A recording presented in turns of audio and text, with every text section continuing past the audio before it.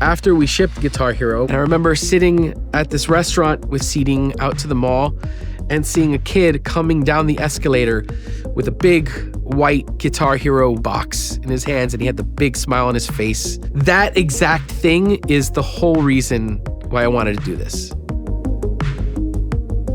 My dad is an engineer, and so he always had a computer for work. I would kind of go and play with it when no one's paying attention, and I was just fascinated by it. People always say, you don't want to know how the sausage gets made? Like, no, I want to know exactly how the sausage gets made. This is the first book that taught me any sort of programming. It teaches you how to make an adventure game using BASIC. The original BASIC had you write the line numbers in front of the piece of code. So it's like 2445, print, 2446, print, you've had it. The safe is booby-trapped and explodes, 2447, print, end of game, end. Game development, in its essence, it's an art and it's a craft and it's a science and it's creative and there's technology involved, and deciding to come to Full Sail is the one that kind of like solidified all the paths into, okay, this is the career choice. After graduation, I was just applying at every place, and I got a call out of the blue from Vicarious Visions. Marvel Ultimate Alliance was my first title, and I was basically porting it from a gamepad to the Wiimote. And I realized for Spider-Man, there was an opportunity to do something pretty cool. He had an ability where he can web sling somebody, spin them around, and throw them. On a gamepad, it's just you press a button and then you let go of the button. But with the Wiimote, we had the ability to actually web rodeo, and I stayed late after work implementing that, worked out all the bugs ahead of time, and finally presented it to the lead designer and the lead programmer.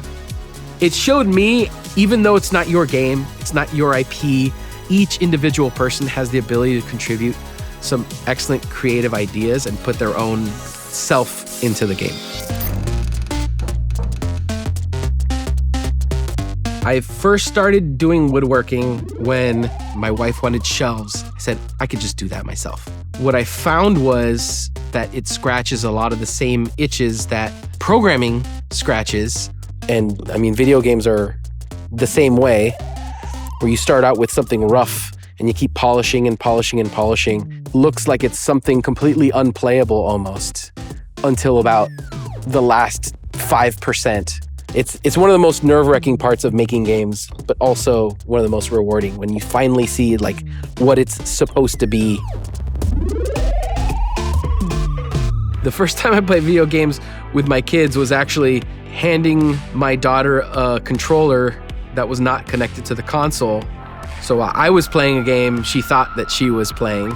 And then with my son, when he was born, it just so happened it was when Final Fantasy 15 came out, and I played most of that game with my newborn son curled up between my legs, and I would rock him to sleep singing the Chocobo theme. My wife has been incredibly supportive. We got married while I was already in game development, so she kind of knew the deal. It's gonna be a lot of work sometimes. She's been unwavering in support of everything I need in order to accomplish what we need to accomplish. I'm still processing what it means to be inducted into the Hall of Fame. Honestly, the reason I kept coming back is the community at Full Sail is unlike any I've come across. Again, it's been 20 years since I came here, and a lot of the same faces are still here. And there's a reason for that.